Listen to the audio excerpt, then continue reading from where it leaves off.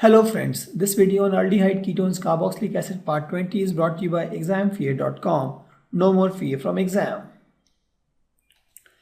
We'll take some numericals on aldehydes ketones chemical property.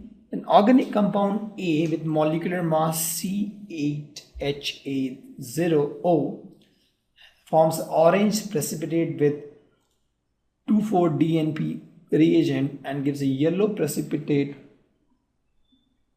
on heating with iodine. So let me just draw this. I have a A with molecular formula whatever given, and it gives orange red precipitate with 2,4-DNP region. That means it is either aldehyde or this first methyl. But DNP, it's either aldehyde or ketone. The next it says it gives yellow precipitate on heating with iodine, right? So heating with iodine, so we have this is methyl ketone. We have discussed this also. So it is giving yellow color with iodine, it has to be methyl ketone. And it neither reduces Tollens reagent nor filling reagent, right? So if it is not reducing Tollen or filling, that means it is what? It implies it is ketone, because aldehyde will easily reduce this weak reducing agent Tollens and fillings, right? Also, it does not decolorize bromine water. That means no decolorization. That means it is aromatic ring. Correct? Because if you see C8H8, a lot of unsaturation is there. So either it is a double bond or it is a ring. If it is a double bond, it will decolorize bromine water. But since there is no change in bromine water, it means it is a aromatic ring, right? On drastic oxidation with chromic acid, it gives carboxylic acid B. So if I take chromic acid,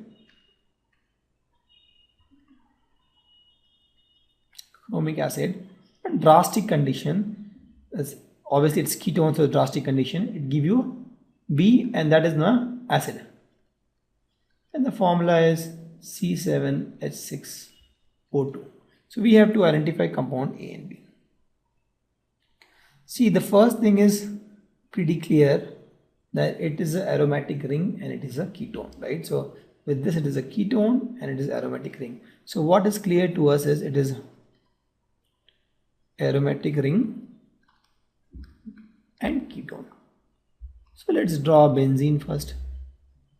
So benzene will take how much? C6H5.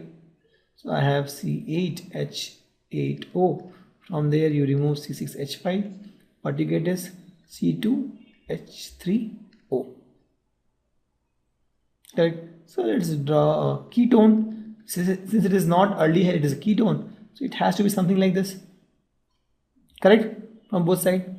So this C2 is done. Oxygen is done. And 3 hydrogen. So we have to put 3 hydrogen here. So this is the compound actually. A. This is my A compound.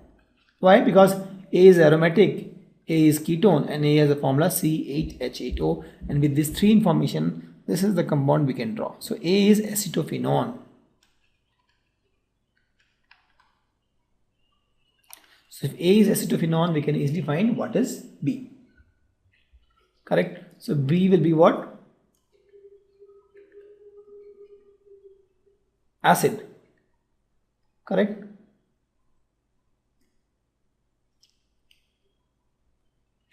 You oxidize this, it becomes acid, as benzoic acid.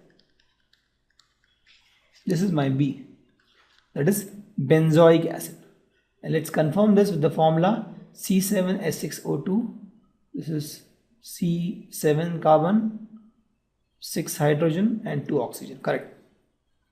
This is C7H6O2 as given. So we have got this compound. Correct? How we approach?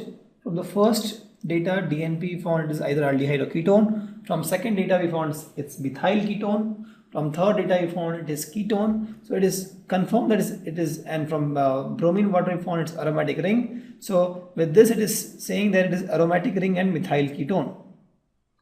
And with this formula C8H8O, and with this information we could find that it is acetophenone. So we have to arrange this compound in the increasing order of their nucleophilic addition reactions. Let's first draw the figure. Ethanol. What is ethanol? Ethanol will be, I'm just drawing in this fashion. Ethanol is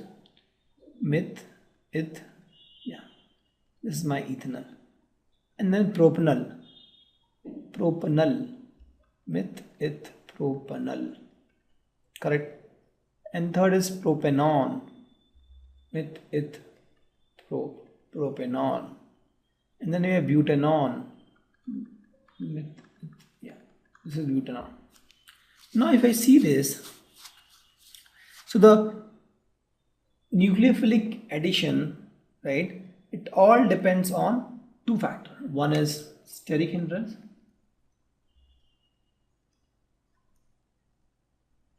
and second is plus I effect. So which one has this least steric hindrance, do you think? The least steric hindrance, I think, is my ethanol, right? And then is the propanol, because see this side have hydrogen, so my nucleophile can easily attack this carbon. And out of these two, this is the first two, that is for sure. Which one has the least I effect? Ethanol. Why? Because ethanol will give only, let's suppose, some electron to this carbon, and this is methyl group, and this is ethyl group, it will give more electron to this carbon. So this carbon will be more positive, this will be less positive, right? Because see, by default it will have slightly negative charge, and this carbon will have slightly positive charge, right? Slightly positive charge. This slightly positive charge will be compensated a little bit by this methyl group, and this slightly positive charge, this carbon will be compensated or more by this ethyl group, because this is a bigger chain, right? So this will push more electron towards this carbon. So this will be less reactive, this will be more reactive. The first reactive is what? Ethanol. So I'll write ethanol. So this is done. And the next is propanol.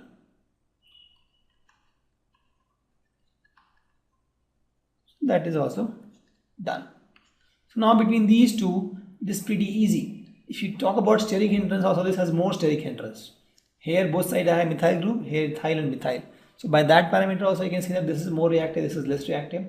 Or also by the I effect you will see that this has I effect by 2 methyl group, this is I effect by 1 methyl and 1 ethyl group actually. This has more I effect. So this carbon will be less positive. Since less positive, it will be less reactive. So the next will be propanone and then butanol. Correct? Hope you understood. See, we'll see steric hindrance and plus I effect. So with this we found that this is the order. The next is I have benzaldehyde, I have para-toluidine, nitrobenzaldehyde, acetophenone. First, let me just draw the structure of these.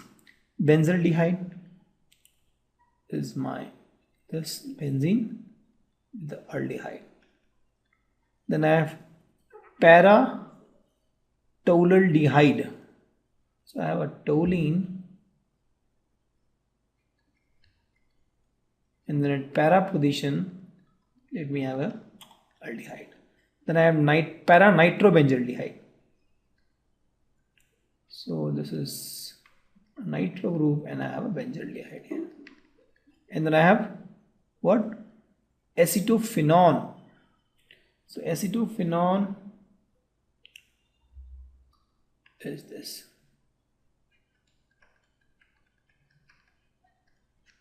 Correct. So out of these three, this is my ketone, others are aldehyde. I already know aldehydes are better than ketones, right? This is last, that is sure. This is taken care. This is the least reactive, right? Because see the steric hindrance also, if you see for these three, nucleophile can attack easily because there's a hydrogen space is there. For these, actually, the nucleophile attack is a little difficult because I have a CH3 here, right? So it will not give space for nucleophile to attack. So acetophenone is least, that is for sure. So we can ignore this now. Correct? That is done. Now I have to find which one is best out of these three. Correct? So we have to now see. So when I compare these three, we see that till this part is all same in all three. Right? This part is all same. The extra part is here I have NO2, here I have CH3, and here I have nothing. That is the only difference. Now if you compare these three, NO2 is something which withdraws electron. CH3 is something which gives electron. And this guy is not doing anything. So in this carbon, to be more reactive, the more positive it is, the better it is. Right? Then it will become more reactive to nucleophile. So if NO2 is attached, NO2 will try to attract electron and will make this carbon more positive. And this carbon will become more reactive. If CH3 is there, it will try to push electron toward this carbon. And with this, it will become less positive, less reactive. And here it is not doing anything, so it will be all the same, the national position. So with this, if you compare these three, this is least and this is most. Right? So this is my most reactive. So let me first put para-nitrobenzaldehyde. Let me put this number 1. This is number 1.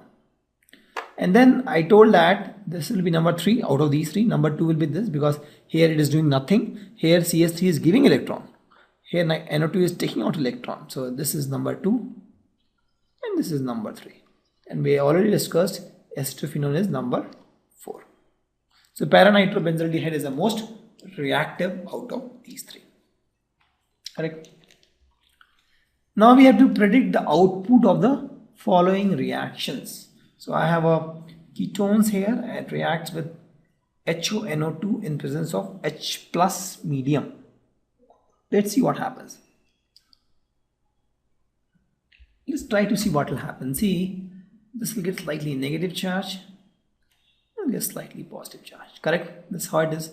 Since it is H plus, this will attack this H plus. So the first step will be, this is my OH and this carbon will get a slightly positive charge. And I have my NH2OH. Nitrogen with the lone pair of electrons will attack this positive carbon. Correct? Till now things looks fine. After that what will happen is little attack and let's see what happens now. So since this is OH and there will be NHHOH. Now since carbon has given electron to this carbon, nitrogen has given this electron to this carbon, nitrogen develops a positive charge. Correct? Since nitrogen is an electronegative element, it is not happy with the positive charge, so it will kick this any of these OH and H. So if HOH goes, it will go as OH minus, so it won't help nitrogen, it will get or a more positive charge. If H goes as H plus, so with that nitrogen will get rid of positive charge. So this H bond breaks and this H plus will now attack this oxygen because oxygen has a lone pair of electron. So with this, let's see what I get. So with this I get OH and H. Since oxygen has given electron to this hydrogen, oxygen gets a positive charge and I have N and I have H and I have OH. Nitrogen is happy with the lone pair. Now if you see H2O positive, we have seen so many times, very bulky, it will go off and carbon will get a positive charge. So we have minus H2O in this case. So with this we will get carbon with a positive charge and nitrogen H and OH. Now carbon wants to get rid of the positive charge. What it can do? So it can either kick off one hydrogen from itself, right? Or if nitrogen kicks OH from here, it will get a negative charge and negative and positive will form a bond. Double bond is always stable, right? So it will always form try to form double bond which is more stable. So OH will kick off. So OH will kick off in this fashion. Nitrogen, sorry, in this fashion, yeah.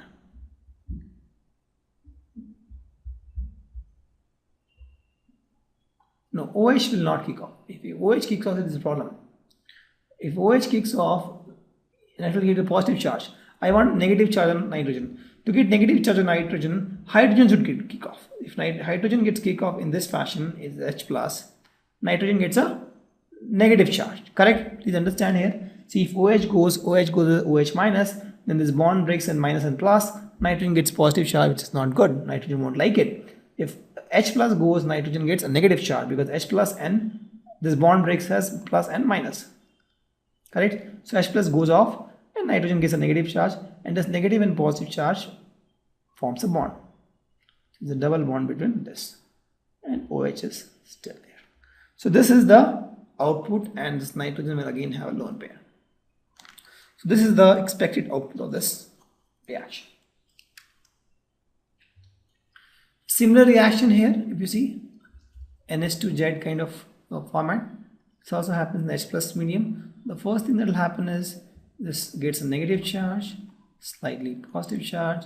This O will attack this H plus, and this gets a positive charge, and this nitrogen has the lone pair of electron. It will attack this particular carbon. Right? So with this, what you get is, let me draw here.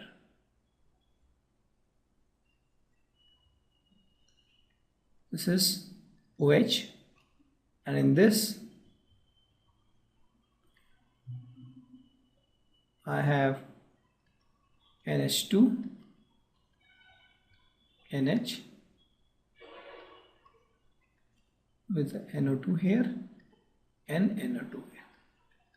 Correct? And since this nitrogen has given nitrogen to this particular carbon, nitrogen develops a positive charge which it will never like. So what it will do, it will kick out one of the hydrogens. So if you see, the hydrogen is something like this here. Right? So it will kick out one of its hydrogen to get rid of the positive charge, because nitrogen is the electronegative element.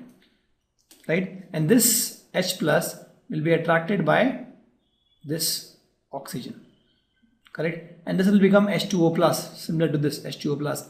This H2 plus will go off. So this will become H2O plus. Let me draw this figure.